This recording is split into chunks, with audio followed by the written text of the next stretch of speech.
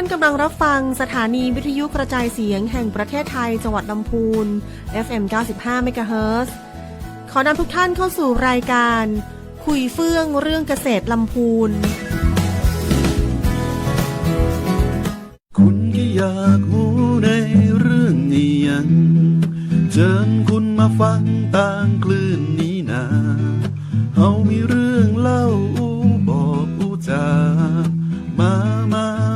เชิญมาฟังคุยเฟื่องเรื่องเกษตรลำพูน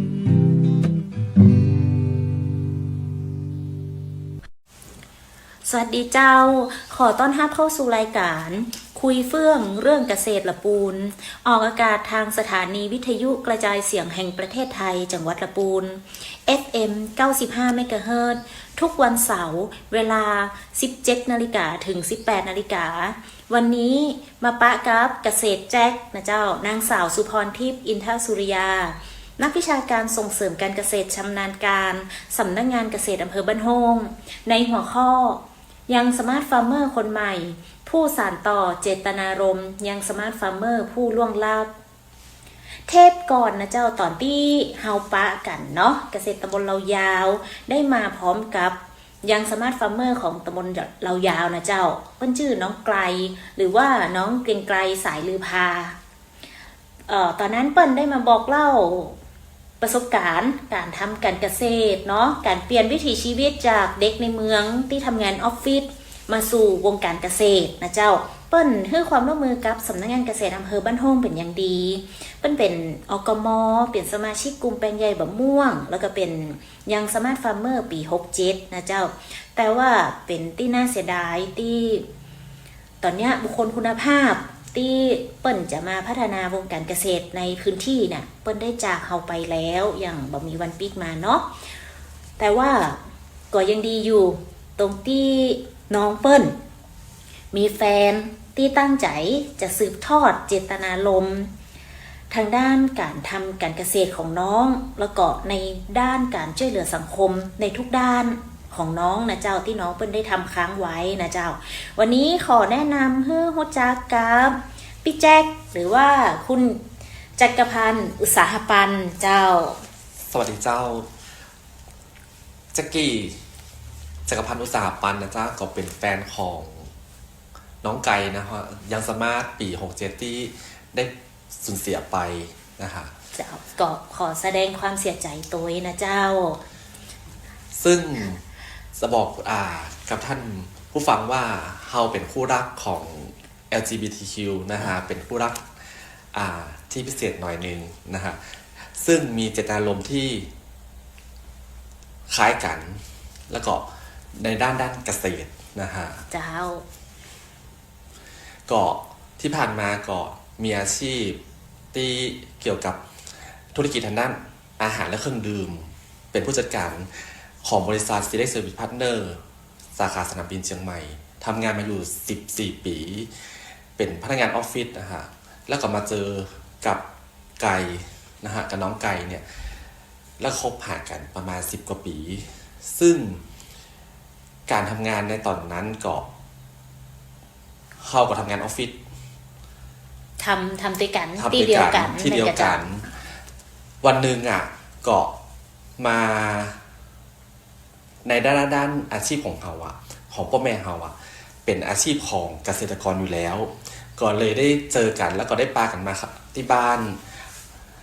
ทางด้านคุณยังไกลเปิ้ลก็เหมือนประมาณน้องไกลเปิ้ลก็อยากจะ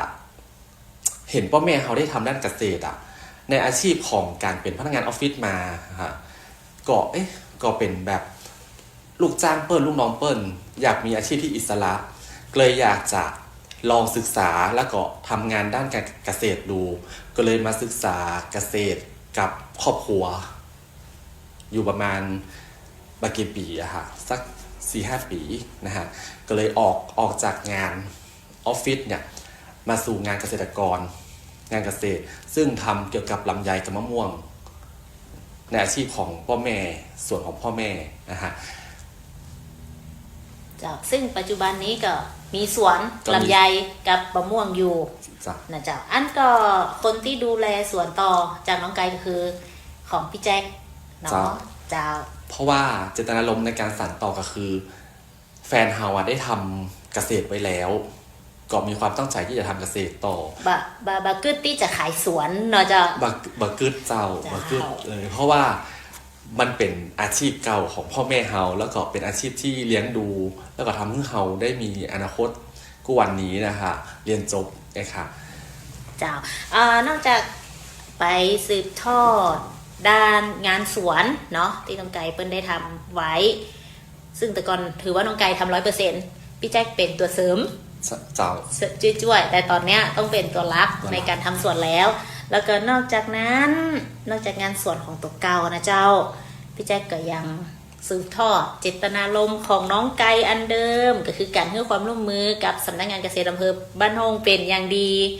ตอนนี้ก็ได้มาทำหน้าที่อกม.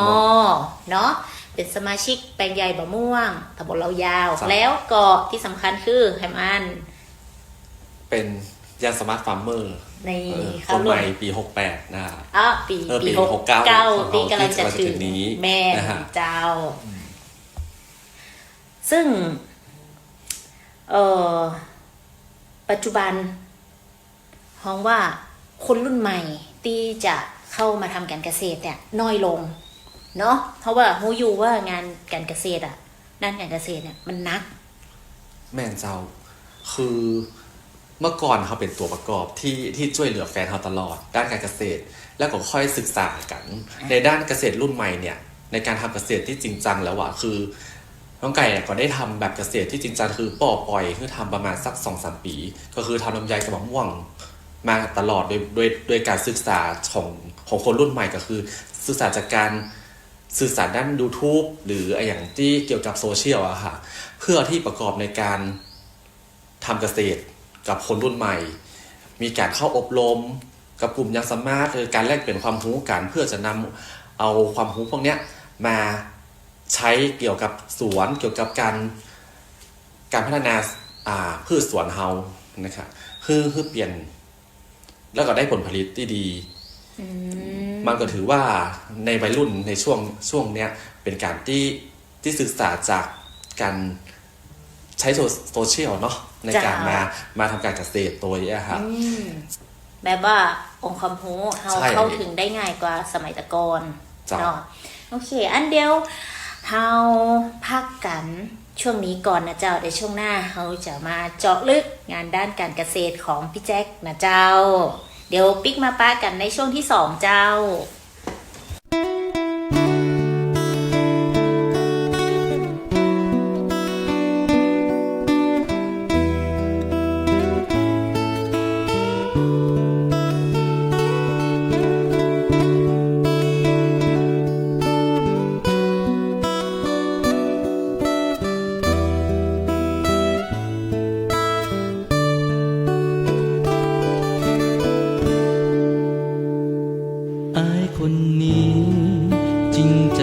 เป็นคนหักแต่บ่คิดเปลี่ยนแปลงไปหักสาวคนใดอายบ่าวบ่สร้างคนนี้คนจริงใจสาวสันปะข้าว่าใดมีใจเมื่ออายก็หาบ้านอายแป้งร่มพัดกระดาษสามาเป็นคนหูใจอายเป็นบ่าวจีมาเมินมันเหงาหัวใจสาวสันปะข้าว่าใดเอามาเป็นแฟนกันบ่อายบ่าวคนนี้เป็นคนบ่ร่ำบ่รวยน้องสาวคนสวยอันใจอายพ่องตะนา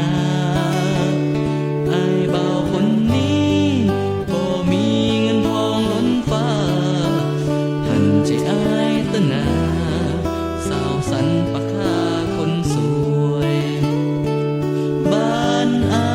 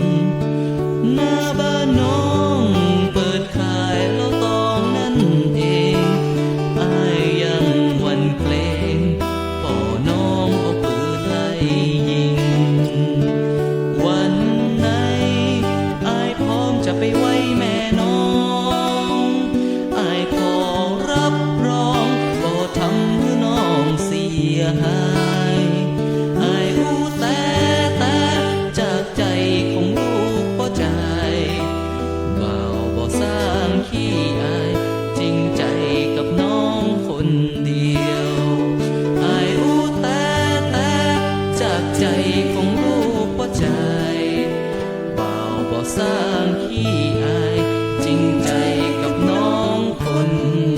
เดียว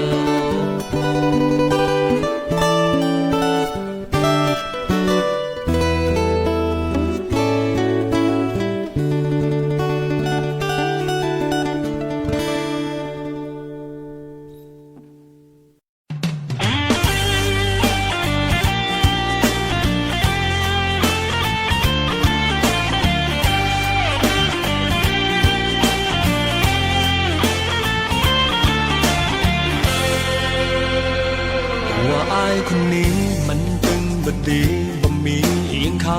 น้องเลยบ่เกยหันแม่เงา รถอายมันเก่าสู้เขาบ่ได้หน้าตาบ่ดีน้องเลยบ่เกยจะสนใจ น้องบอกว่าน้องฮับบ่ได้น้องคงจะอายถ้าเฮาคบกันตัวอายคนนี้บ่มีดีกรีปริญญาอายเลยบ่เก่งจะอู้จาบ่มีปัญญาไปสู้ไผความหูบ่มีแต่อายมีดีที่หัวใจได้ฮักไผแล้วฮักหมดใจบ่มีนอกในเอาไว้สำรองเฮาคนบ้านเดียวกันเฮาหูใจกันคบกันมาเมื่อหลายปีเชื่อใจอายเติ้งมีเปลอคนหน้าตาดี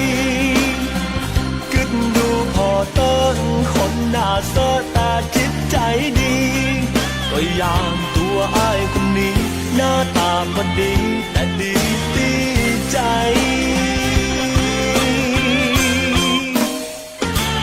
อายคนนี้มันบ่มีดีที่ตรงไหนถึงอายจะสู้เขาบ่ได้อายขอเอาใจอายเป็นประกันบ่หูตัวน้องต้องตุกกายตุกใจสักวันเปลี่ยนใจเลือกอายเลยแล้วกันไปสร้างสวรรค์ด้วยกันบนดอย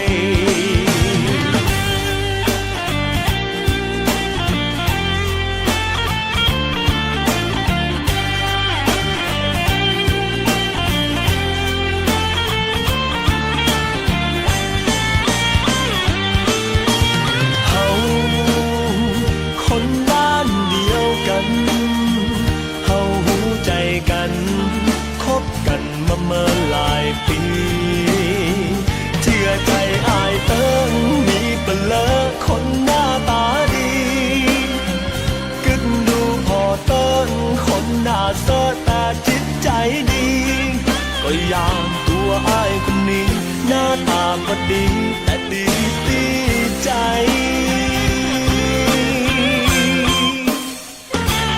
อายคนนี้มันบ่มีดีที่ตรงไหนถึงอายจะสู้เขาบ่ได้อายขอเอาใจอายเป็นประกันบ่หูตัวน้องต้องตุกกายตุกใจสักวันเปลี่ยนใจเลือกอายเลยแล้วกันไปสร้างสวรรค์ด้วยกันบนดอย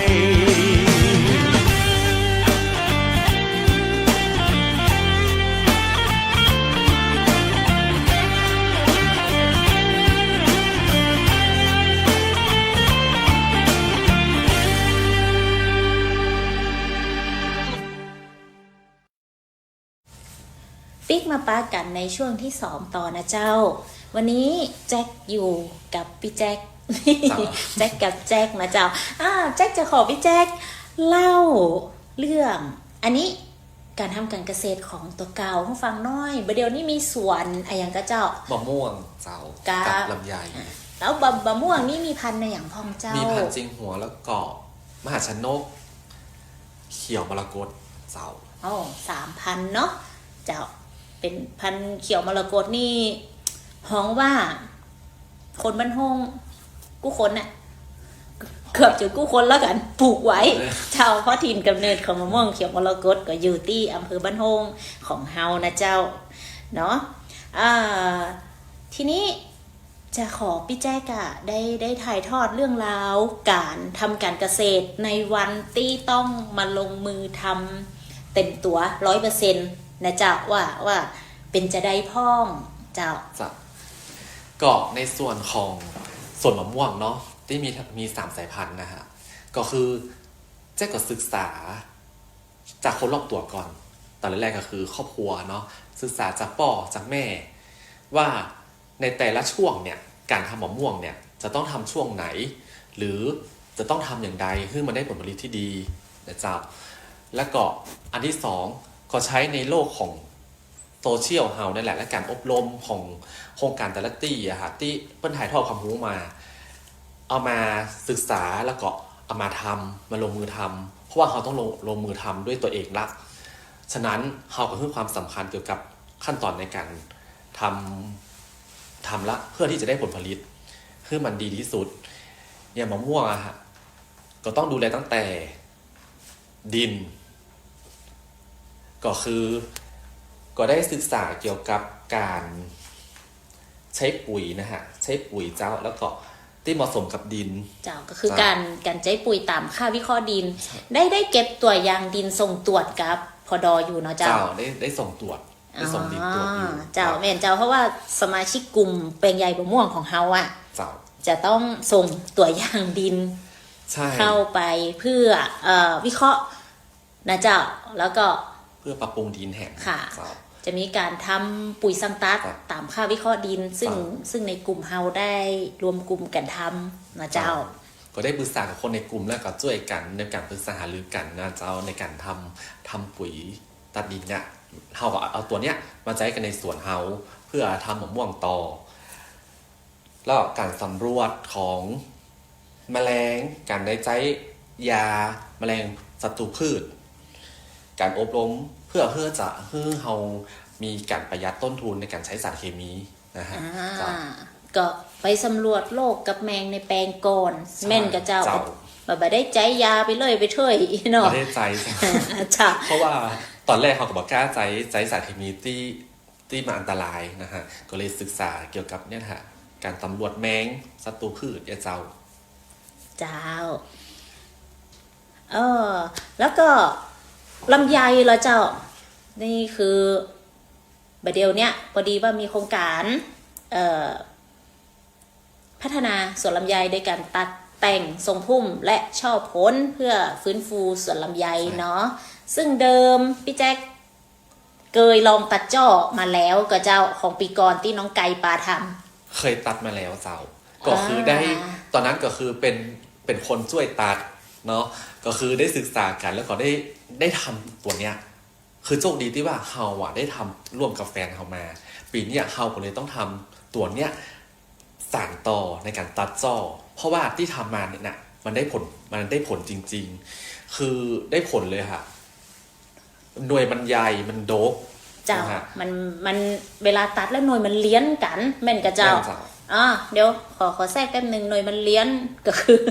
ลูกโตสม่ำเสมออีเนาะ แม่นเจ้า เพื่อคนไทยเปิ้นฟัง เจ้า เจ้าแล้วก็ทรงของช่อมันจะเป็นปุ๊กเป็นช่อสั้น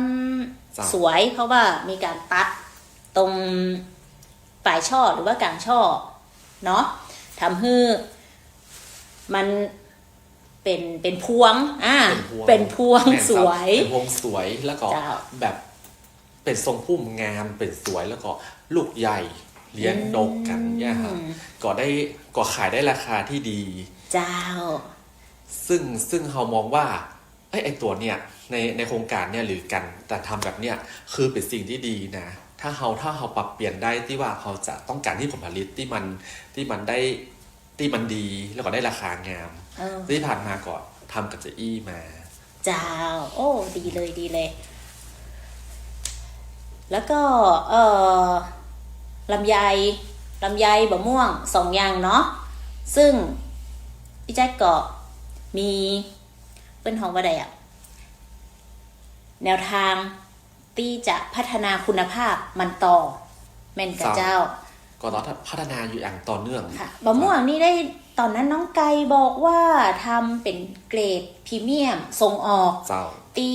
นำไปขายที่ไหนก็สวนปทุมทิพย์ ส่วนปทุมทิพย์ อืม เพราะว่าแต่ก่อนก็ได้ทำงานร่วมกับสวนปทุมทิพย์เนี่ยจะทำงานในโกดังในช่วงของมะม่วงเนาะและเปิ้ลก็ทำเกี่ยวกับมะม่วงเกรดพรีเมียมการส่งออกเขาก็ได้ไปศึกษาได้คุกคีกับสวนปทุมทิพย์ตั้งแต่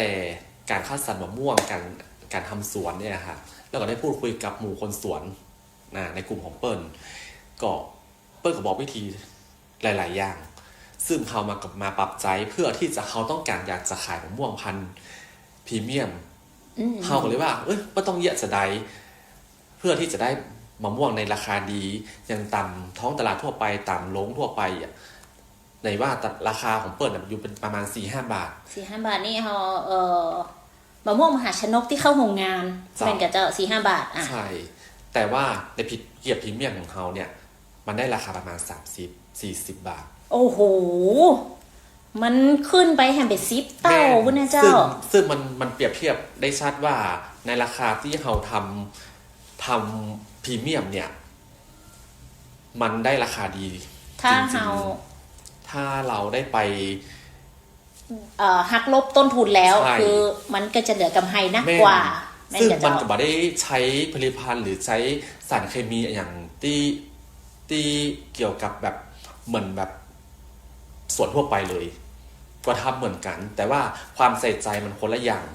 นะฮะซึ่งเขาก็ต้องยอมรับในสภาพว่าเขาอยากได้เกรดพรีเมียมอ่ะเขาจะต้องไปทำอย่างเกี่ยวกับสวนก็คือไปตัดแต่งกิ่งไปทำการดูแลดินนะการใช้สารเคมีอย่างที่พอเหมาะพอควรนะฮะการใช้น้ำ คือใจองค์ความรู้สมัยใหม่ที่มีทุกอย่างเนี่ยมาประยุกต์ใจเพื่อได้ผลผลิตเกรดพรีเมียม แล้วราคาก็จะพรีเมียมตามนะเจ้า ซึ่งที่ผ่านๆมาก็ทางครอบครัวสมัยที่น้องไก่เคยอู้ไปว่าครอบครัวแต่ก่อนน่ะก็จะทำในแบบของ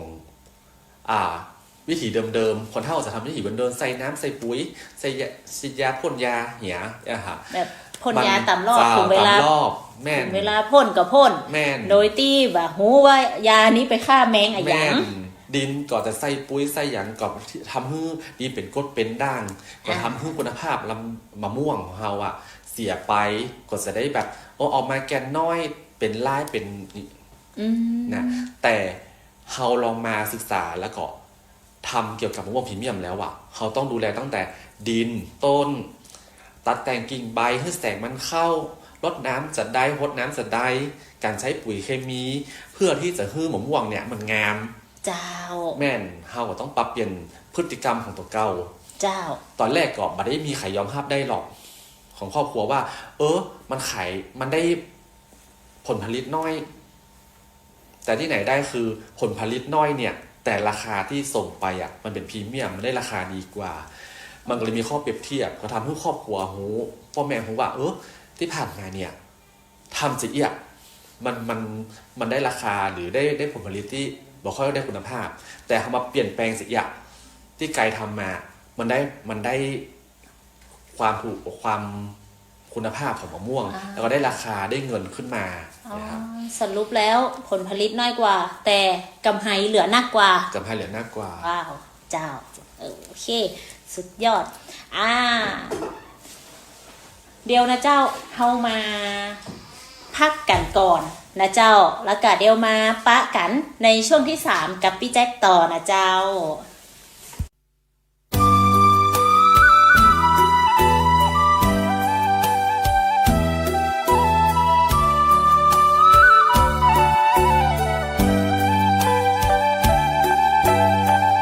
บวกหาสถานวิมานของเฮานั่งคู่อิงแอบคลอเคล้าท่ามกลางดอกไม้นาบวกหาดนี่ฉะไหนเลยความหาเลือนลาย่างเข้าเดือนมีนาความฮักจากลาโศกเศร้าบวกหาดวาบวามฟ้างามเป็นใจห้ำฮักเพียงแก้วลมไหลบอกกำจากใจเบา บ่เดียวพลาดหวังกลายเป็นจังหมดหวังเลยเฮาโอ้หักมาซบเศร้าบวกหาดของเงาอะไรลมเจยปาดลาเลยความหักลอยล่องมานั่งหน้ามองน้อยใจบอกกันแต่หักแน่มันหายไปไหนบ่มีสายเยื่อสายใยเหลือเอาไว้สักน้อยกาบวกหาดโศกเหงาหาเข้ามนมองชาตินี้ได้แต่หำมองมุ่งหวังความรักคืนมาอดีตความหลังมันก็ยังโบราณเลือนลาโอ้หากเคยปีกมาบวกหาดนี่นาอะไร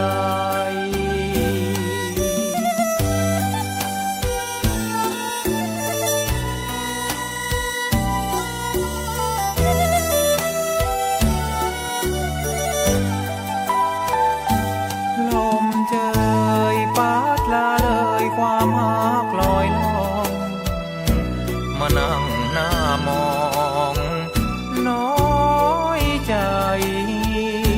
บอกกันแต่หักแน่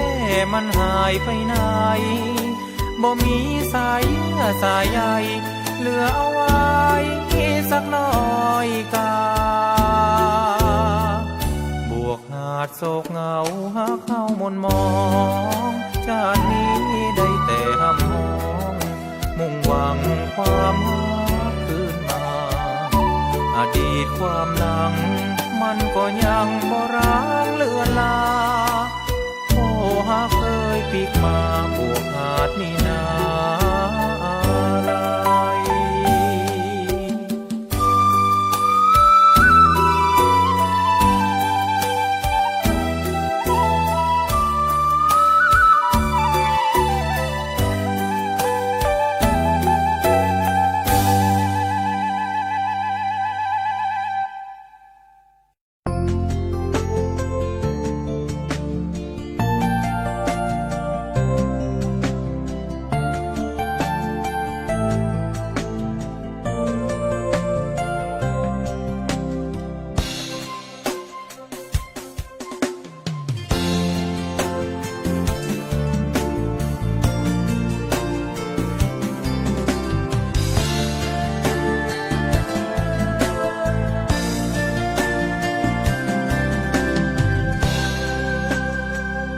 ง่อมเหงาหัวใจเพราะว่าคนไกลบ่คิดถึงเฮามีแต่เฮาคิดถึงเขาก็ว่าตัวเฮาฮักเขาข้างเดียวตัวอยู่ไกลกันทำให้ใจนั้นมันยิ่งเปล่าเปลี่ยวสมตัวเฮาอยู่คนเดียวบ่เคยจะเลี้ยวจะแลพอภัย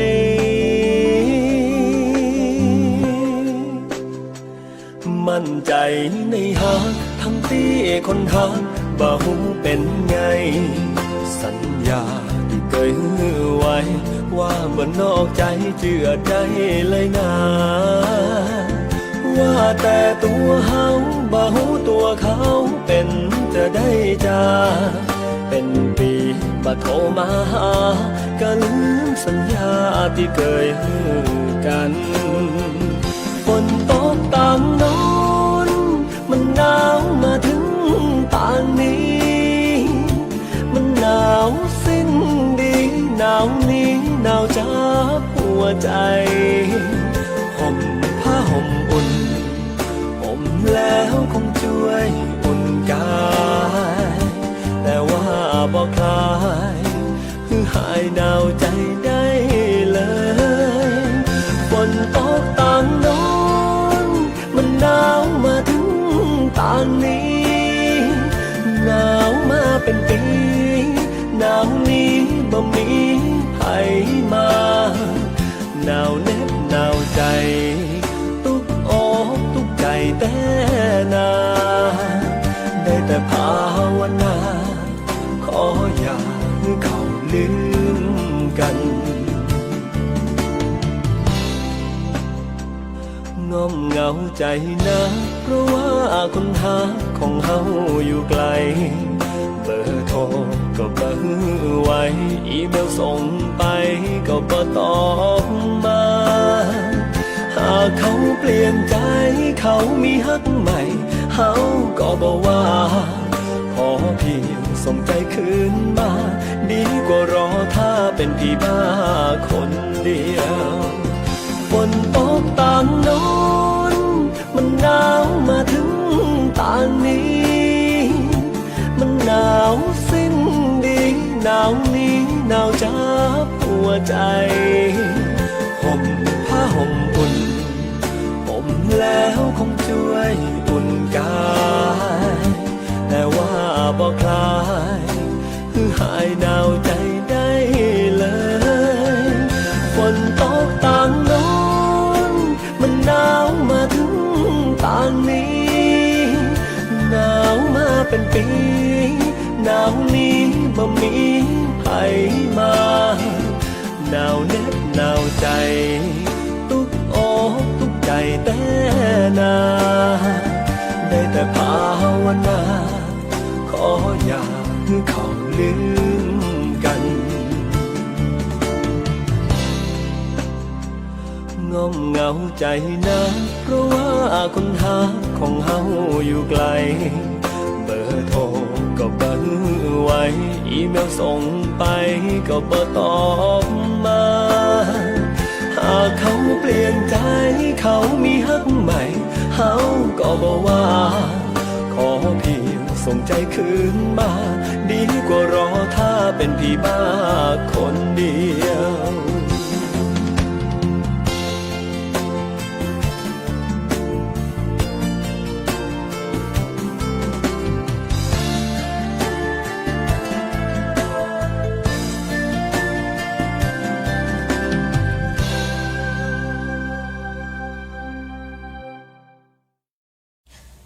มาป้ากันในช่วงที่3ต่อนะเจ้าเป็นช่วงสุดท้ายของรายการในวันนี้ละนะเจ้าวันนี้เขาก็ได้มารู้เรื่องราวทางด้านการเกษตรของพี่แจ็คแล้วที่เปิ่นได้เข้าสู่วงการเกษตรอย่างเต็มตัวอยากจะให้พี่แจ็คได้ฝากอย่างถึงท่านผู้ฟังหน่อยเจ้าก็คือก็อยากจะฝากไปยัง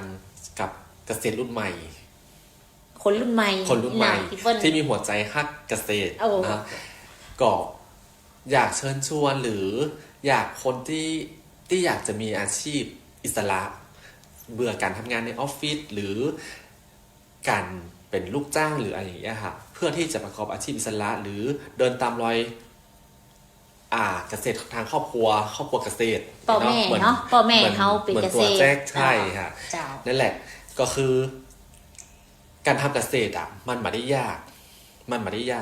ถ้าเรามีใจฮักแล้วก็เราใช้เทคโนโลยีหรือการถ่ายทอดความรู้หรือการนำความรู้ต่างๆจากโซเชียลหรืออย่างต่างๆที่เราได้รับมาเดี๋ยวนี้มันมีการศึกษาในโซเชียลเยอะมันก็สามารถมาปรับเปลี่ยนในการทำเกษตรเราได้มันไม่ได้มีอย่างยากอย่างตัวแจ็คเองตอนแรกก็คิดว่าเราจะทำมาได้ซึ่งเราก็เป็นแบบสอีที่เรามองว่าเราจะไปได้ก่อตื่นมะม่วงลำไยเนี่ยเราจะทำอย่างไรที่เราจะสานต่อจะได้อารมณ์ของแฟนเราแล้วก็ครอบครัวเราแต่ได้ลงมือทำแล้วเราก็รู้สึกว่ามันก็ไม่ได้เหนือบากว่าแหงที่เราจะทำในจุดนี้ได้เราก็ต้องฮักในสิ่งที่เราอยากจะทำศึกษาเอานะฮะศึกษาจากในหลายช่องทางเพื่อมาพัฒนาสวนแล้วก็พัฒนาสวนเราเนี่ยเพื่อให้ได้ผลิตภัณฑ์ที่มีคุณภาพนะฮะเจ้าอันนี้เป็นเกษตรกรรุ่นใหม่เนาะที่จะก้าวเข้ามาสืบทอดต่อจากรุ่นพ่อรุ่นแม่แต่ทีเนี้ยรุ่นพ่อรุ่นแม่เฮาเปิ้นก็ยังทำการเกษตรอยู่เปิ้นยังบ่วางมือเตื้อซึ่งส่วนมากก็ส่วนมากนะเจ้าเปิ้นทำตามวิถีเดิมของเปิ้นที่เปิ้นเคยทำมา ตั้งแต่สมัยตะก่อนเปิ้นอยากจะได้ณปัจจุบันเปิ้นก็ยังทำแบบนั้นอยู่อยากจะให้พี่แจ๊คฝากอะไรอย่างถึงท่านเหล่านี้สักหน่อยเจ้าก็ในกลุ่มเกษตรเดิมเนาะในวิถีเดิมๆที่เปิ้ลได้ทำมารุ่นพ่อรุ่นแม่รุ่นเนี่ยเจ้าก็อย่างแจ้เขาประสบมาเหมือนกันประสบมาก็คือรุ่นเดิมๆเนี่ยเปิ้ลก็เน้นปริมาณมาเน้นคุณภาพแต่ในเกษตรรุ่นใหม่อย่างเขาเนี่ยเขาอยากจะให้ทางกลุ่มเดิมๆปรับเปลี่ยนพฤติกรรมจากตัวเองก่อนซึ่งเขาเป็นเกษตรรุ่นใหม่เนี่ยหรือเขาเป็นลูกเป็นหลานเนี่ยเขาสามารถทำให้เปิ้ลเห็นภาพก่อนว่าคุณภาพมันสำคัญกว่าปริมาณในการทำเกษตรมาว่ามะม่วงหรือลำไยนะเจ้าอย่างมะม่วงเนี่ยเขาต้องปรับเปลี่ยนให้ได้ปรับเปลี่ยนพฤติกรรมให้ได้ในการที่จะลงมือแล้วก็ยอมเสียมะม่วงต้องการใช้แสงสว่างนะแสงสว่างใช้น้ำใช้ปุ๋ยเล็กน้อยใช้ยาฆ่าแมลงแบบเกือบจะไม่ได้ใช้เลยถ้าเราต้องการคุณภาพจริงๆนะก็มาปรับเปลี่ยนซึ่งที่เราเป็นลูกเป็นหลานเนี่ยเราก็ต้องทำให้เปิ้ลเห็นว่าเนี่ยการเปลี่ยนแปลงจะมันดีมันได้คุณภาพทางด้านราคาและต้นทุนที่เขาใจไปอย่างลำไยเนาะตอนนี้ก็มีโครงการพัฒนาสวนลำไยคุณภาพตัดแต่งทรงพุ่มตัดช่อผลฟื้นฟูสวนลำไยเพื่อเพิ่มรายได้ในส่วนของเจ้าเองเนี่ยอันนี้เป็นโครงการของทางกระทรวงเกษตรที่เปิ้ลมีมาเนาะหรือว่าที่หมู่เฮาฮู้กันได้ยินกันในชื่อโครงการลำไยไร่ละพันนะเจ้าซึ่งเป็นช่วงนี้พอดีที่เปิ้ลรับสมัครกันนะเจ้าตะกี้ช่วงก่อนหน้านั้นพี่แจ็คได้อู้ไปแล้วว่าเปิ้ลเคยตัดเจ้าผลเนาะเจ้าแล้วก็ได้ผลดีใช่เจ้าก็คือว่าที่ผ่านมาเนี่ยคือทางสวนเนี่ยก็คือทำแบบตัดแต่งทรงพุ่มอยู่แล้วแต่จะเสริมมาก็คือการตัดช่อเขาจะมองว่าเอ้ยจ่อมันนักมาอยากตัดแต่ที่จริงแล้วการตัดช่อเนี่ยมันทำสร้างคุณภาพแล้วก็ผลผลิตเพื่อลำไยได้เยอะมากถ้าเราลงทุนในการตัดช่อมันคุ้มมากในวิถีของคนเฒ่าเนี่ยเปิ้ลจะว่าเสียดายมันจ่อมันนักมันงามมันดกแต่เราลองตัดแล้วคุณภาพมันได้จริงๆมันจะมีผลที่ดกลูกเลี้ยนเหมือน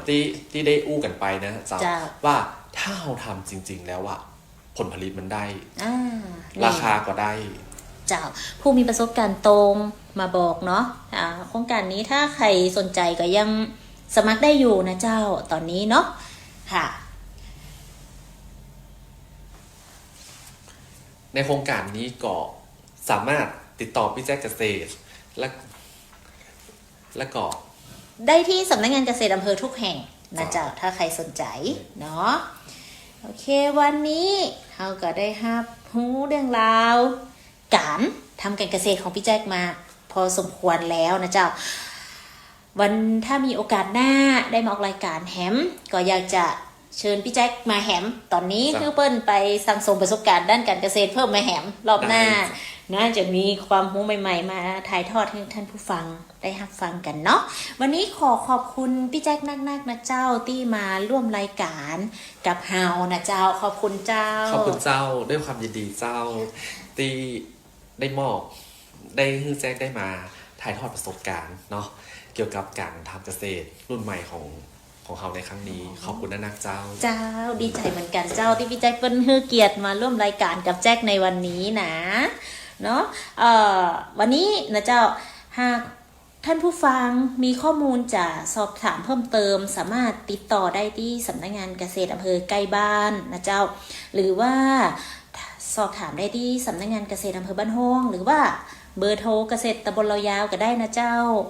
เบอร์ 0931302895 วันนี้เกษตรแจ็คกับพี่แจ็ค แขกรับเชิญของเฮานะเจ้าผู้เป็นทั้งยังสมาร์ทฟาร์มเมอร์อกมเนาะสมาชิกแปลงใหญ่บะม่วงเนาะก็ขอลาไปเพียงแต่อี้นะเจ้าพบกับรายการคุยเฟื่องเรื่องเกษตรละปูนเสาร์หน้าเวลา 17 นาฬิกาถึง 18 นาฬิกาทาง FM 95 เมกะเฮิรตซ์นะเจ้าสวัสดีเจ้า สวัสดีเจ้า